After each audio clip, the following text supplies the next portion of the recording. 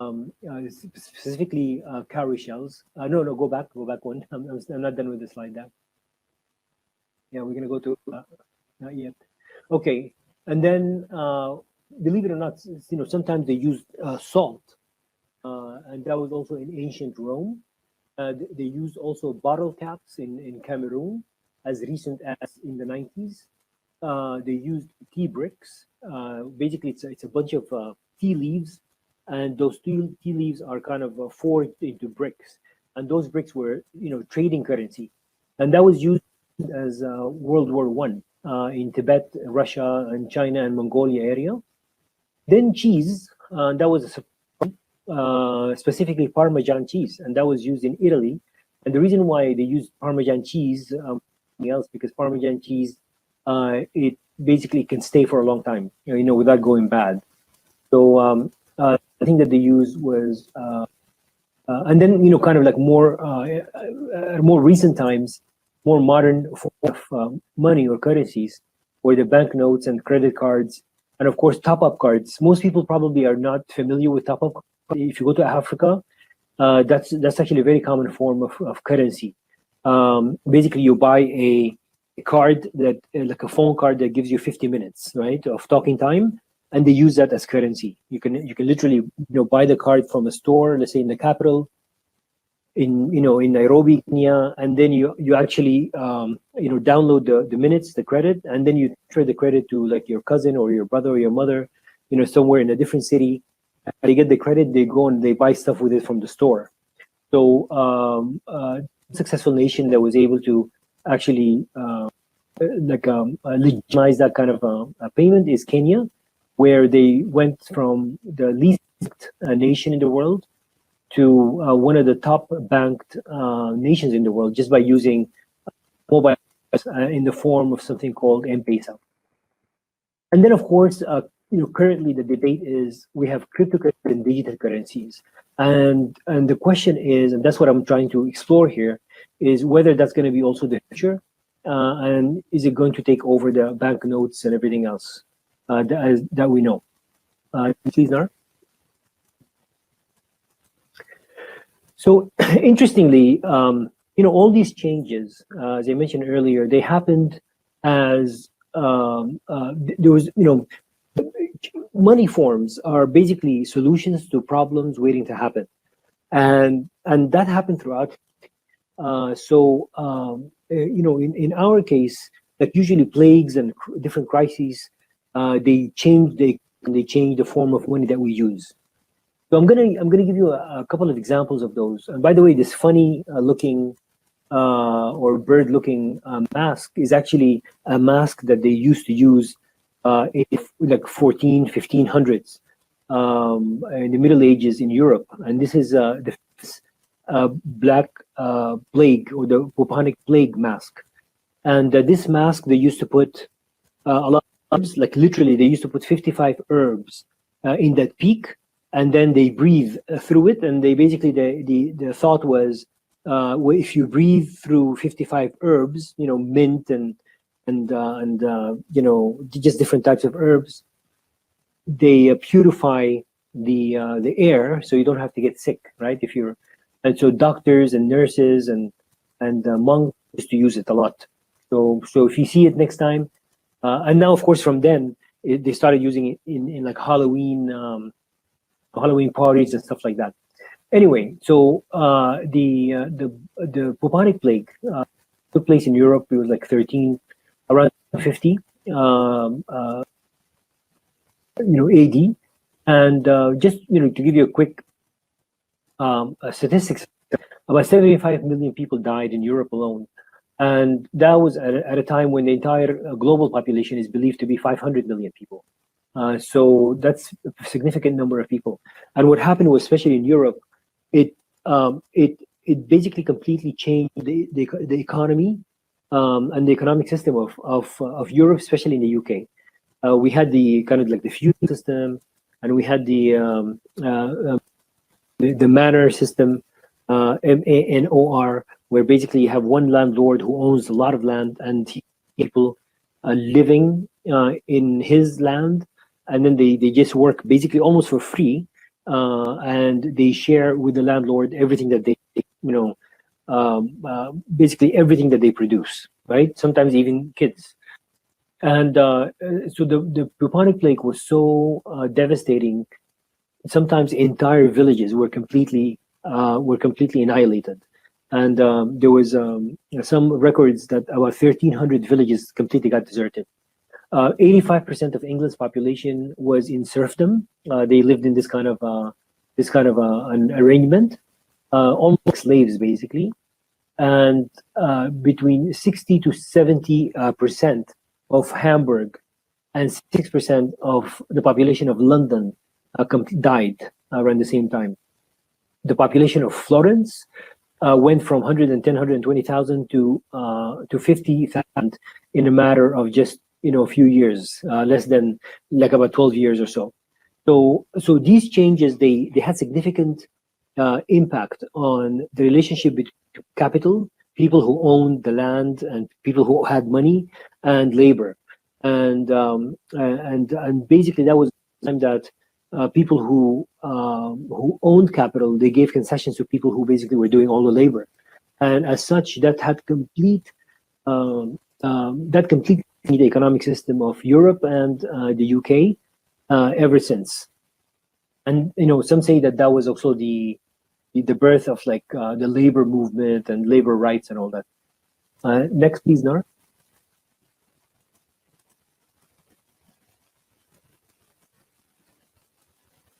So interestingly, speaking of plagues, now that we have the COVID-19, I think it's already been a year. However, everyone can see that so many things changed already.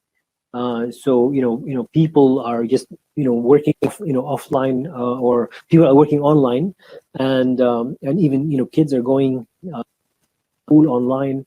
We were all as humanity, we were forced to go into this like experiment that otherwise we never would have gone into willingly. So even big companies, never would have thought to allow their employees just to work from home, right? Working from home was thought to be like almost like you want to stay home to play. But now that companies realize that actually employees are more productive working from home, and the companies themselves are saving a lot in expenses. So chances are that even if the pandemic kind of like goes away or tapers off, chances are I think this new paradigm is here to stay. So one of the another crisis that kind of sped up the adoption of cashless payments was in Sweden. It's actually really interesting. It's called the Vasberga heist. I don't know if many of you heard about it, but this happened in 2009, and like I think 5 people, they hired a chopper, and they dropped into a warehouse that belonged to one of the companies, one of the security companies that basically transported cash from banks to stores and things like that. And they made away with they were successful, and they made away with 39 million kroner, and which was about $5.4 million. But it was so shocking to Sweden that the Swedish government and the Swedish people, they basically kind of made a decision that cash is dangerous, and we want to kind of away from that.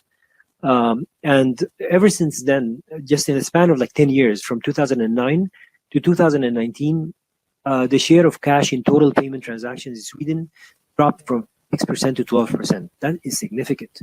So right, Sweden actually leads the world in as a cashless society. Nobody's using cash. Nobody's using digital money, and now they're getting even a lot more creative, where they're inserting like chips, computer chips, microchips into like people's hands, as to be able to like that has like all your banking information and credit card and all that, and you're able to just purchase anything without using cash at all. So this movement towards cashless society and not using cash anymore is actually already taking place. However, I think with COVID-19 will speed that a lot, and we'll see why now. And also, China, which is considered a country that advanced in terms of like using mobile wallets and mobile payments and stuff like that. They were only able to go up to 49%, 12% in Sweden. So just these two slides show how like pandemics in one way they change the economy, the nature of the economy, and also like different crises throughout time, including of course the latest one, which is COVID, also changes the way we view, use, accept cash in our society. Next, please, Nar.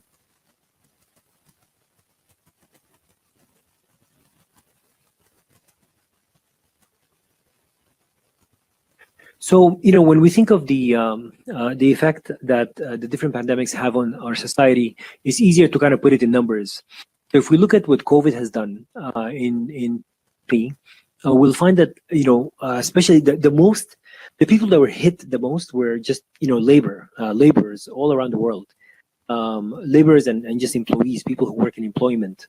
3% of the world workers, they reside in countries that has workplace closure measures of some sort, either full or partial. Of course, that in poorer countries that affects them a lot because a lot of them they don't have social security numbers. They don't have social security nets. They don't. The countries don't have any programs like stimulus programs like the U.S. has. So people kind of fall into poverty pretty quickly. And the number of hours that were lost, they are, according to the International Labor Organization, is about 255 million full-time job equivalent FTEs lost in 2020. 255 million jobs, and that is equivalent to $3.7 trillion labor income just lost in 2020. Again, think about it. That's a huge number. 255 million full-time jobs lost with 3.7 trillion in income completely lost. And it's can you go down a little bit, Nard? And yeah, so in the U.S. alone, we have $56 billion in back rent. So basically, because of people either lost their jobs or they lost part of their income, they're not able to pay rent. So $56 billion back rent is arrears. And actually, I think in 2021, this is going to be the biggest story in the U.S. in terms of the housing market. And we have about 6.3 billion mortgages forbearances.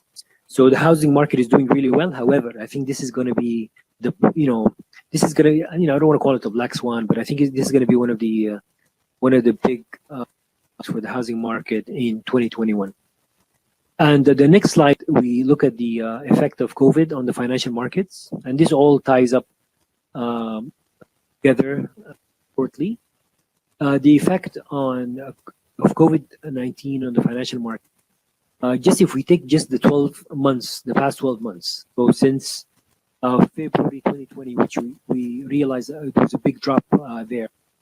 So usually people kind of measure from March 21st, because that's when everything started to basically bottomed and everything started to shoot up. But if we take it in a 12 months increment, we find that while we have 255 million people lost jobs, or at least a loss of 255 million full-time equivalent jobs, the S&P 500 went up by 17.54%, which is more than twice the average since 1950 or so. The technology sector, of course, was the clear winner. It went up by 108% in the past 12 months. Consumer discretionary went up by 87%. And the reason why it went up by 87%, even though people lost their jobs, is because governments were able to quickly deploy a lot of stimulus money to people.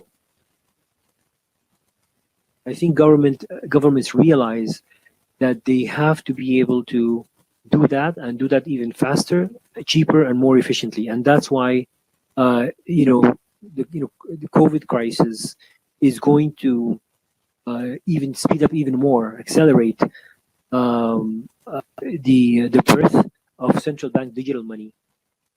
I probably this year in 2021, and I'll tell you exactly why later. So also 24 billion shares were traded, and that was a record high for one day. I think it happened on the 27th of January, as well as 57 million option contracts. Also was in January, traded in one day, and that tells us that while everything else was devastated in terms of the economy, everything slowed down. However, the financial markets were just breaking records. What I also find interesting for the option trading of the top 10 day of volume happened in January of 2021. 7 of the top 10 days, which tells you like how just how like how crazy the frenzy is. So next one, please.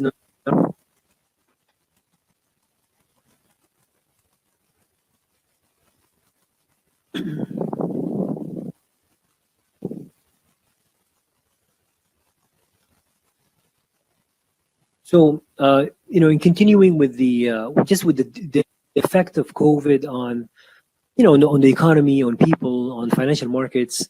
Also, Oxfam has a really interesting report. They publish it every year, and they kind of examine the wealth disparity, the differences between rich people and basically poor people. So because of COVID, that difference just kind of went on hyperdrive.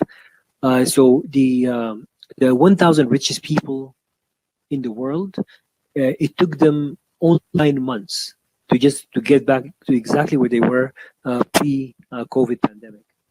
And whereas everybody else who, like, literally billions of people who lost their jobs and went into poverty, it will take them 14 times 14 times that time, so 14 times 9 months. So this is it tells you the predicament that the governments will find themselves in, right? When you have all these people just working hard and trying to just make ends meet, and they can't. So this is a huge problem, and as such, governments will be able to, or they would want to be able to help these people quickly and efficiently and for an extended period of time. So we have about $11.95 trillion, trillion with a T, in total wealth of billionaires by December 2020, right? And the top 10 richest people, their wealth has increased by $540 billion from from the beginning of 2020 till December 2020, in 1 year. So again, I think these numbers are important because it tells you that this disparity is gonna cause a problem for governments, and therefore governments are trying to find a different way to help people. And the one way that they will be able to do that is by giving stimulus and almost making it permanent. And to be able to do that, they cannot use the current financial system, and they cannot use the current monetary system because they cannot get to everybody by using the old system. So the next.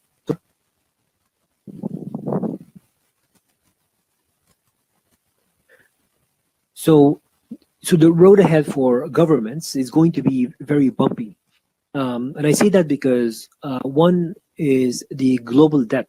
By the end of 2020, I jumped up to 360% of global GDP, which is about $277 trillion.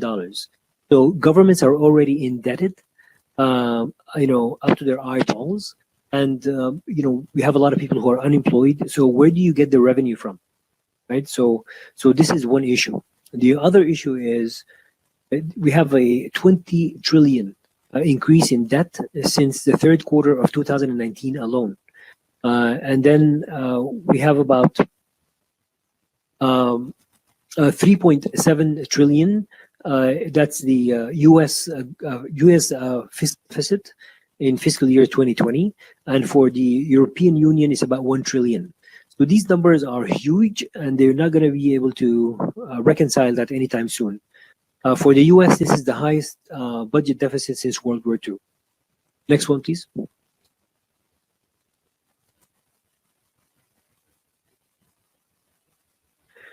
So some of the issues that the governments will face, of course, massive unemployment, huge wealth disparities, huge budget deficits. Nationalism, of course, is going to rise because that goes hand in hand with poverty. And then we have food inflation, and we already are seeing even like places like Russia now are saying that they want to slow down. They want to slow down exports of wheat to the world. So and we're already seeing that basically food inflation is outpacing overall inflation. Healthcare is going to be also a huge issue. I mean, I'm sure that everybody here in this room, somebody who got affected by COVID-19. If you live in an advanced country that can take care of you and your loved ones, you're very lucky to do that. But even then, like in countries like Italy and countries like the US and the UK, they're having difficulties, and and just a lot of people died. It was just shocking for everyone. If you live in a developing world where if somebody gets sick with just simplest things, the simplest diseases, that can wipe out like 90% of the savings.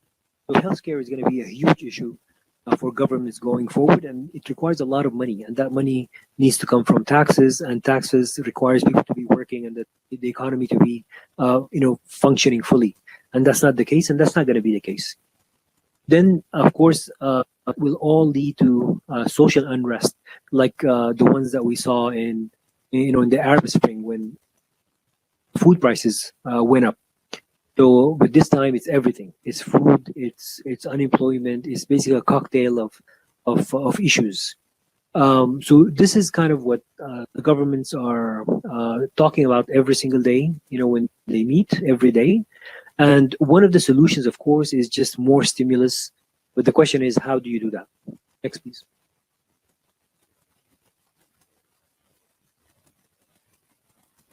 So one way to be able to provide stimulus to the people is to have a direct relationship with them, and this is something that has not happened in over 100 years. Central banks usually deal only with prime banks deal with commercial banks, and commercial banks, they deal with the people. So my relationship with my bank is not with the central bank, but I have there is a trend that I think is going to come about very soon, which is central banks will have a direct relationship with the people, whereas people can just open an account directly with the central bank. And to be able to do that efficiently, you cannot do it with the traditional means of money, because traditional means require a lot of middle people. It requires you to print money and to basically deliver that money to the bank, or even if you create it digitally, you have to take it to the bank, and then the bank will divide it, give it to the people, whether as stimulus money or as loans. Yeah. So, but that is too slow and too costly, because banks, they take a lot of commitment, and in some places, in some parts of the world, they take as high as like 25% of that money, especially if it's smaller amounts, and that is not acceptable to taxpayers. It's not acceptable to even like the central banks. So therefore, already China has started doing an experiment, and they gave 50,000 people wallets, like digital wallets, and they distributed 200 yuan to those wallets, and they allowed them to spend it in a limited number of places, just so that they can track how successful this experiment will be.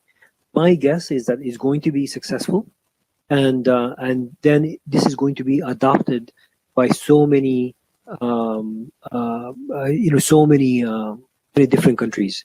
So already in Davos, this past Davos summit, there was an interesting report that basically showed took out the statistics from 86% of central banks are exploring benefits and drawbacks of digital. 60% of central banks are actively conducting experiments on digital currencies. And by the way, that's up from about 42% in 2009. Now it's 60%. 14% are in development and pilot phases. Two of the central banks that come to mind are the Turkish Central Bank and, of course, the Chinese Central Bank as well. Also, Bahamas Central Bank, they came up with something called the sand dollar, befitting, of course, because of the beaches.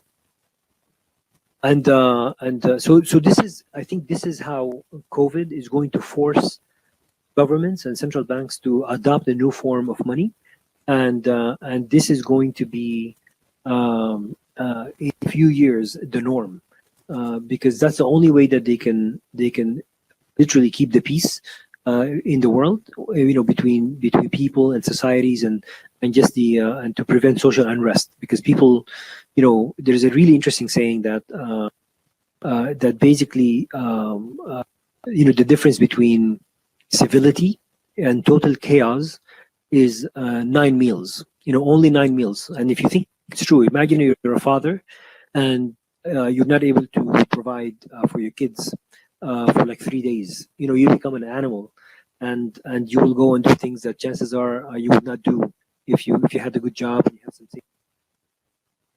food on the. So this is. It's very urgent for these governments. Next, please, Nar.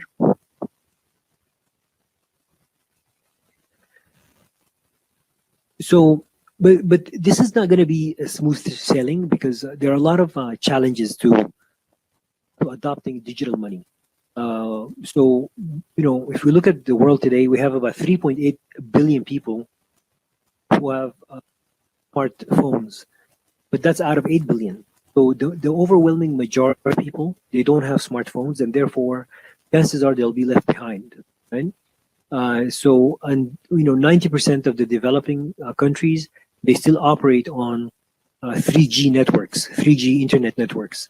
A lot of times, a lot of these applications, they don't work on 3G anymore. So so this is also going to be kind of another challenge.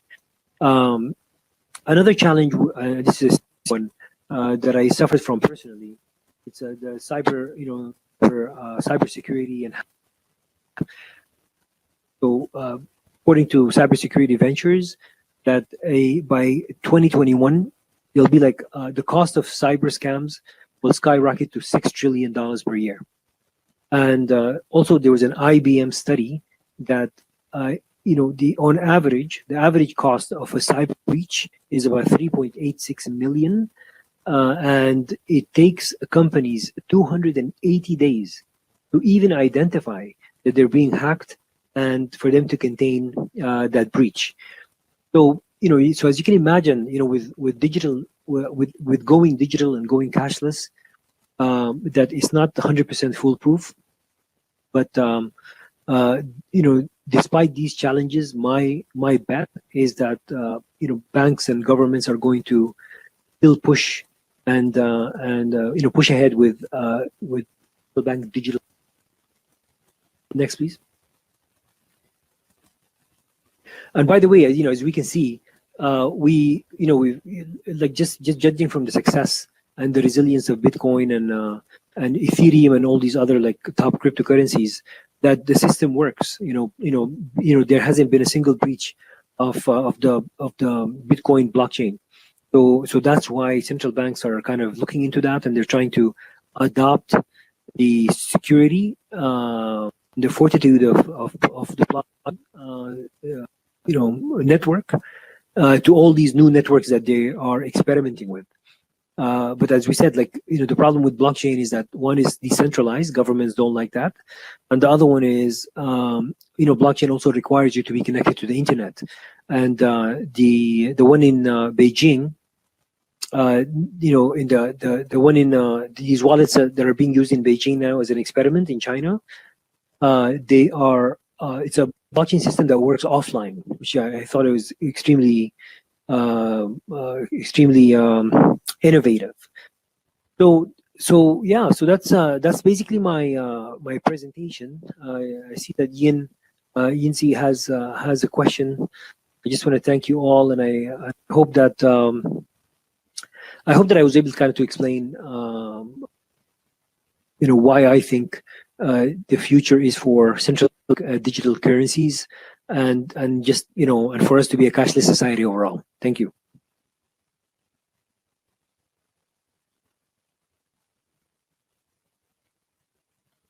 I think somebody has a question. Go ahead, you.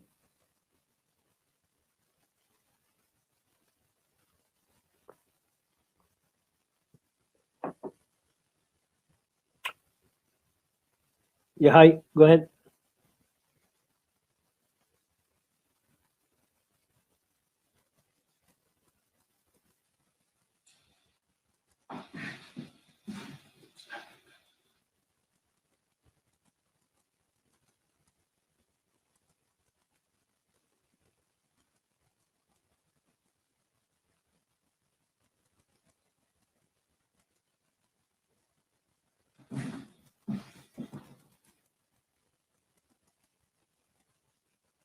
Yeah, hi, Khaldun. I can't hear you, but you have a question? Hi, AMRO, how are you? Alhamdulillah, Khaldun. How are you? يعطيك العافية. شكرا لمشاركتك في هاي التجربة الفريدة من نوعها في الأردن والشرق الأوسط. شكرا. المحاضرة القيمة. بخصوص إنه اللي بيحب يطرح سؤال لازم بس يشغل المايك من عنده الميوت، وحضرتك تتحكم بالمايكات من عندك. تمام. وبشكر جميع الحضور اللي موجودين. Thank you عمرو. طبعا خلدون, I just want to say يعني انه طبعا while virtual expos are going to be the future, يعني nothing can ever replace the Dead Sea. يعني. So we can't wait to come back again to the Dead Sea inshallah soon. ان شاء الله ان شاء الله. ربنا بس يعني هالمرض وهاي الجائحه يعني تزول عننا قريبا، وان شاء الله راح نكون مره ثانيه فيزيكال في البحر الميت وفي عمان وفي كل مكان ان شاء الله. ان شاء الله ان شاء الله. شكرا عمرو. لو في حد عنده اي سؤال انا حاضر. تفضلوا.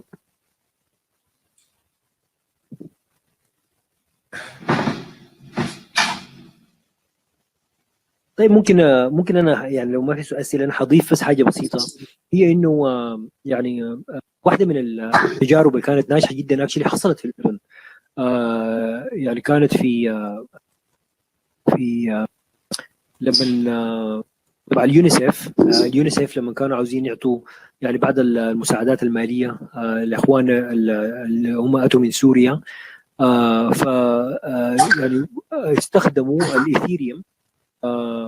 يعني كانت كروت بتاعت فيزا هي مربوطه بالبلوك تشين بتاع ايثيريوم، وكان يتم استخدامها في يعني شراء يعني توزيع المعونات الماليه واستخدام هذه الكروت هي بيز اون ايثيريوم لشراء يعني الحاجات. ودي كانت اول تجربه اعتقد في العالم يعني انه منظمه مثلا زي اليو ان تستخدم البلوك تشين ايثيريوم بلوك تشين لتوزيع المعونات.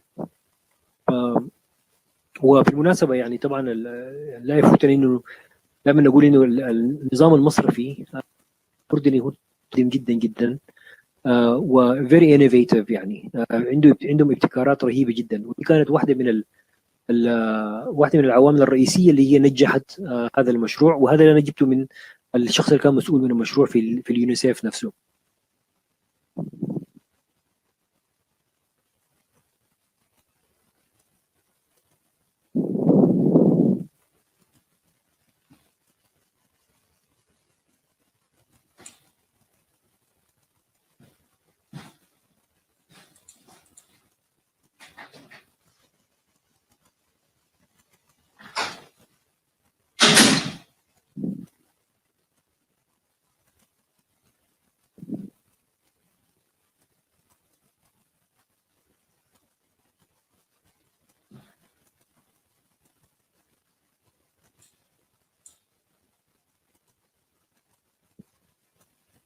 Yeah, I think somebody has a question.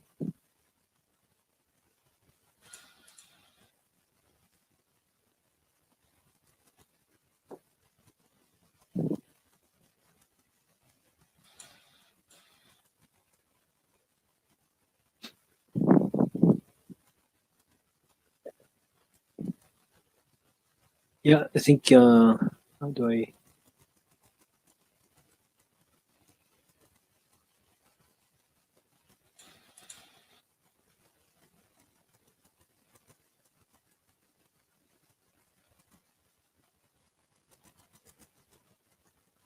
Can I talk, Amro? Yeah, go ahead. Yeah. Okay. If there is a question, let me, in the end of the session, I will say to you, thank you. Thank you for your participate in this event. Thanks for all, and we will meet again in the next session, inshallah. شكرا عمرو مرة ثانية. Thank you so much, Khaldun. Of course, my pleasure, Yahi. Appreciate you inviting me. وأنت دائما يعني مجموعة آفاق، ودائما أنت موجود في مؤتمراتنا، فاحنا نتشكر هاي الخبرة الكبيرة العربية اللي بنعتز ونفتخر فيها. شكرا الله يا عمرو. يخليك، أنا أتشرف أكون معكم. شكرا خلدون على الدعوة. مع السلامة. شكرا. Thank you شكرا. everyone for listening. Thank you. باي باي. Thank you.